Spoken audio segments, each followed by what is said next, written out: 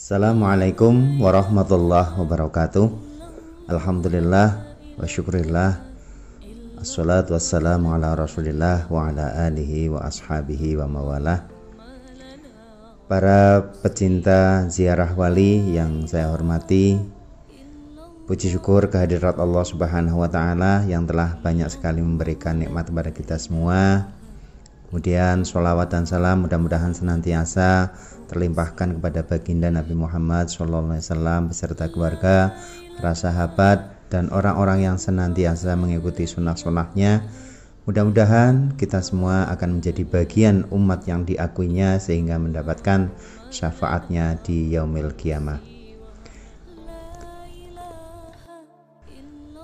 Kali ini kita berziarah di salah satu leluhur Banjarnegara dan kademangan pertama di Banjarnegara, yaitu Wanakusuma alias Udakusuma alias Hasan Besari alias Ki Ageng Gumelem, yang terletak di Desa Gumelem Kulon, Kecamatan Susukan, Kabupaten Banjarnegara, Jawa Tengah. Terbentuknya Desa Gumelem Wetan dan Desa Gumelem Kulon adalah sebuah cerita sejarah yang sangat panjang. Nama Gumelem dipercaya berasal dari cerita kemelemnya atau tenggelamnya para pengikut Ki Ageng Giring yang melakukan perjalanan dari Gunung Kidul setelah berpisah dengan putrinya Dewi Nawangsasi ke arah timur. Diceritakan setelah mengetahui Ki Ageng Giring III menghilang atau wafat di Padukuhan Karangtiris, sekarang menjadi Gumelem, Panembahan Senopati Raja Mataram mengutus panglima perangnya sekaligus saudara beliau yang bernama Udakusuma alias Hasan Besari alias Ki Ageng Gumelem untuk menjadi juru kunci makam Ki Ageng Giring. Ki Ageng Gumelem merupakan keturunan dari Ki Ageng Selo dari silsilah beliau, yaitu Ki Ageng Selo berputra Nyai Ageng Teloki berputra Ki Udakusuma atau Ki Ageng Gumelem. Pada suatu ketika, Panembahan Senopati Raja Mataram memerintahkan Ki Udakusuma untuk mendapatkan pusaka di wilayah tersebut. Selanjutnya, Udakusuma bertemu dengan Ki Ageng Singakerti, penguasa di Padukuhan Karangtiris, dan bersama-sama melakukan meditasi.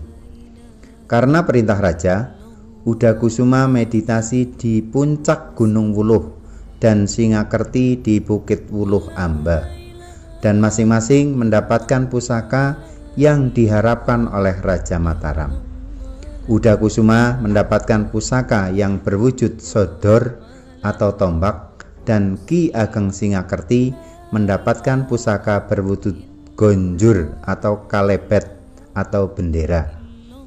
Sebagai imbalannya, Raja Mataram memerintahkan kepada Udakusuma untuk memilih beberapa benda pusaka yang lain milik Kerajaan Mataram.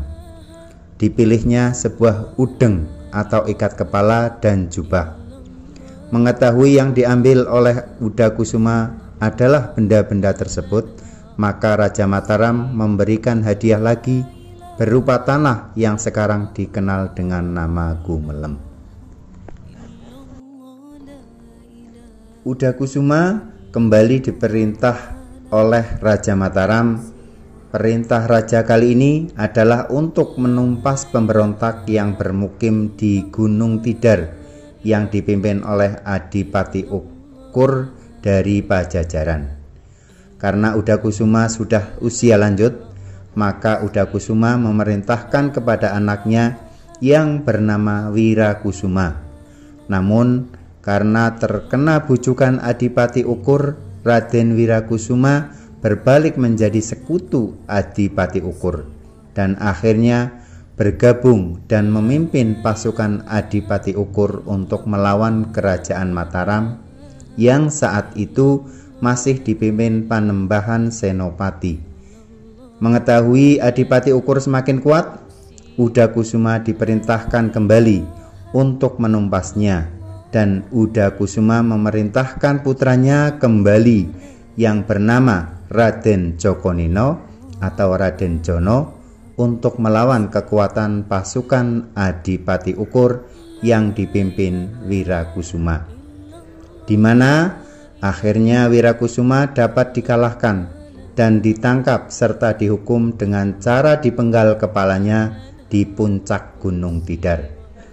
Atas jasa-jasa Udakusuma yang selalu berhasil mengemban perintah Raja Mataram, maka Panembahan Senopati atau Raja Mataram memberikan status Demang Gumelem atau Ki Ageng Gumelem kepada Udakusuma dan dibebaskan dari segala bentuk upeti atau pajak kerajaan.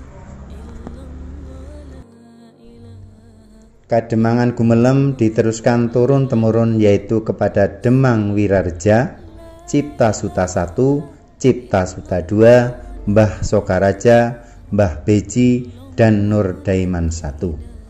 Pada zaman Nur Daiman I yang merupakan putra dari arsitek Masjid Agung Nur Sulaiman di Banyumas, Gumelem pecah menjadi dua bagian, yaitu Gumelem Wetan dan Gumelem Kulon.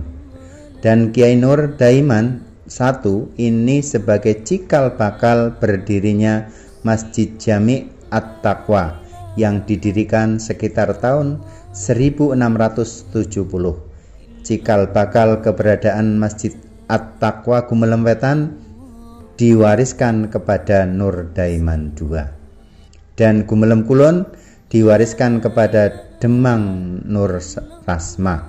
Selanjutnya, setelah masa pemerintahan Demang II, ada Demang Mertadipa, Dipadipura, Kramadiwirya, Iman Wirja, Iman Subandi, dan yang menjadi Demang terakhir adalah Iman Wasisto pada kisaran tahun 1953. Demikian sekilas tentang sejarah Ki Ageng Gumelem. Mudah-mudahan menjadikan manfaat bagi kita semua, tentunya menambah keimanan takwa kita kepada Allah Subhanahu wa taala. Kurang lebihnya mohon maaf. Assalamualaikum warahmatullahi wabarakatuh.